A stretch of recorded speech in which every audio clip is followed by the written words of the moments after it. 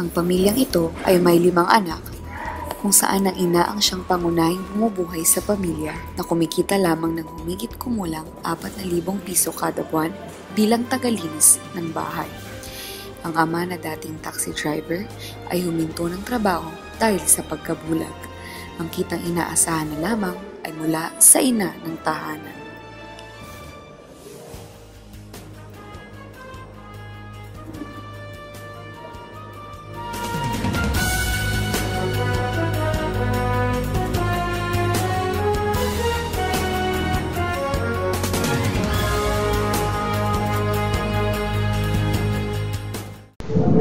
Iba't ibang trabaho, iba't ibang sweldo.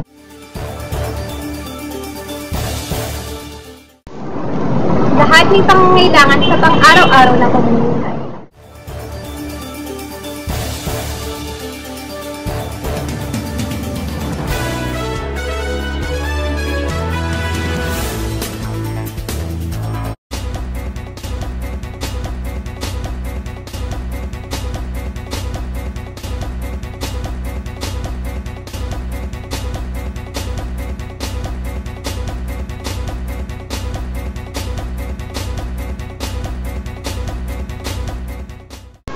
Ang dokumentaryong ito ay naglalaman ng mga pahayag mula sa aming mga nakapanayam ng mga Pilipinong nagtatrabaho mula sa profesional, teknikal at vocational na paghahanap buhay.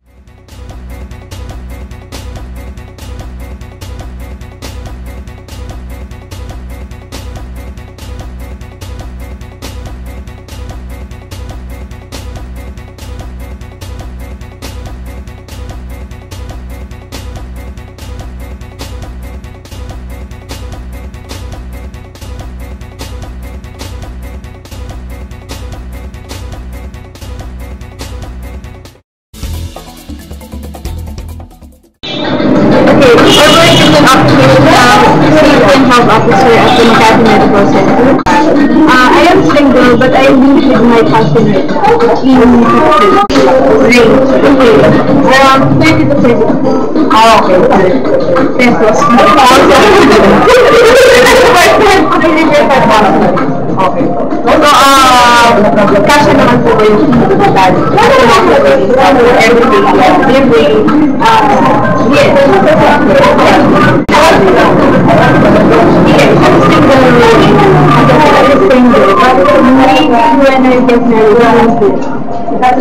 Yes. Ang binabayaran sa monthly ng 5,000. So that's 5,000. Lahat pa yung zero na investment sa ang electric. Ang electric na natin umaabot na 3,000. Water bill, 3,000. Wow!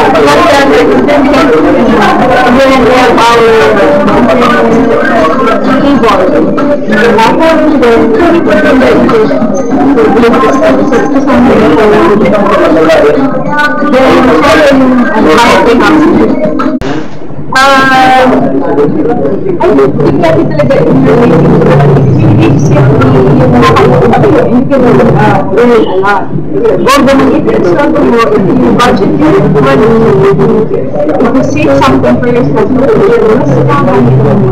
time to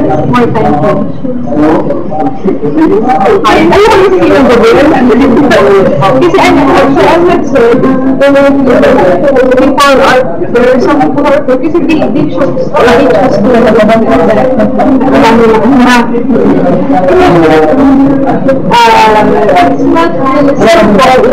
hard to say pero kung think about the future you have to save a lot. Okay, perfect. Architect, tama siya. Tawa na po ba kayo or isa pa lang? Isa pa lang po, anak. 2 kids. 2 kids. 25 to 40. 35 to 40. Medyo 5. 35. After service na minamaintain. Ako po ay si Christopher Slites, Project Officer ng Quezon City Information Technology Development Office. 2 years na ako sa office na ito. Single. Sumusweldo ng 8,000 hanggang 15,000. Kung magkakasya yung sweldo ko sa araw-araw pamumuhay, siyempre, sa pagbabudget, binibili ko lang yung mga kailangan lang na sa pang-araw-araw. Ang tingin ko sa income and cost of living is dapat sa paggalaw ng presyo ng bilihin, dapat tumataas din yung sahod ng mga manggagawang katulad namin para mapili yung mga pangailangan sa pang-araw. Okay na. Okay na po. Nagtatrabaho sa Quezon City Government as IT, Information Technology Officer 2. Ako yung nagtatrabaho ng mga 12 years na sa gobyerno. Ako ay may asawa at may 3 anak. Ang sweldo ko ay nag-range ng 37 to 40,000 a month. So, kung magkakasya ba ito, ito ay kadalasan hindi maabot.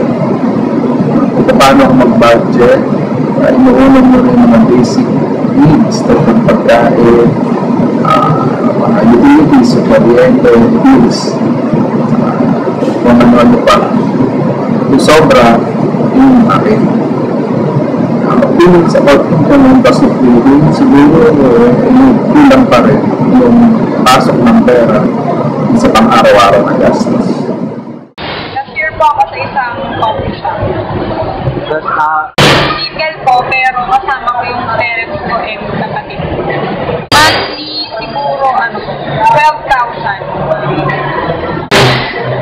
Hindi, para sa akin hindi. Kasi kasama ko yung family ko. Meron kaming share sa expenses sa bahay namin. Meron lang kami. Tungkol dyan, depende kasi yan sa lifestyle ng isang tao. Katulad sa amin, lifestyle namin kasi masyado. Marami kaming gastusin. Kaya, maliit pa yung sweldo ko. Pero depende naman yan kung wala kayong maraming pinabayaran. Trabaho ko yung ginagawa sa lang po kasi wala. Siyempre, mayroon lang po asawa nila pa. Asawa na. Isa lang po kayo sa bahay nyo, gano'n. Dito sa Maynila, nag-iisa lang po ako sa bahay na nililimutan. Pero yung pamilya ko dito sa Mindanao. Estimated ko sa isang buwan, malinis na po yun, 5,000. So sa akin, kasi hindi kulang talaga. Marami naman pa. Lahat marami. Kailangan. Kulang talaga. Pero kung man bang araw-araw na nakakainin po, siyempre, pero yung mga Ang ito na pagkakasyan ko ako kinikita. Mahirap naman yung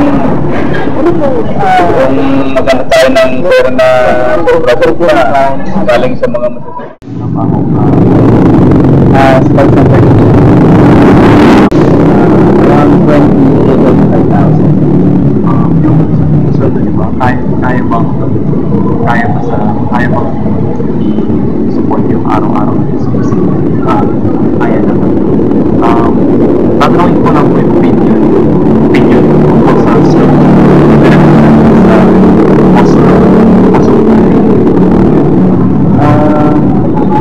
Yung sound kasi fixed siya, pero yung cost of living dito is say electric bill, water bill, sa phone bill mo, hindi siya fixed. So habang tumataas yung cost of living, pero yung sound fixed ka doon. Paano pa po rin yung budget sa mga basic needs? Na-prioritize ko muna yung going once to day. Siyempre, kailangan may leisure lifestyle. So I make sure na nakaka-receive yung parents ko ng money from me para makatulong sa graduate po kayo ng graduate ako ng nursing, licensed nurse. Secretary. Ano yung Junior secretarial, 2 years. may pamilya ka? Married na. Magkano ang sweldo mo kada buwan? Bali, naabot siya ng mga 15,000. Pero yung sahod namin, syempre, weekly. Hindi naman siya Kasya naman siya, binabudget lang. Siyempre, yung tama lang nila sa pagkain, budget, kung magkano, isang linggo, abot ng mga...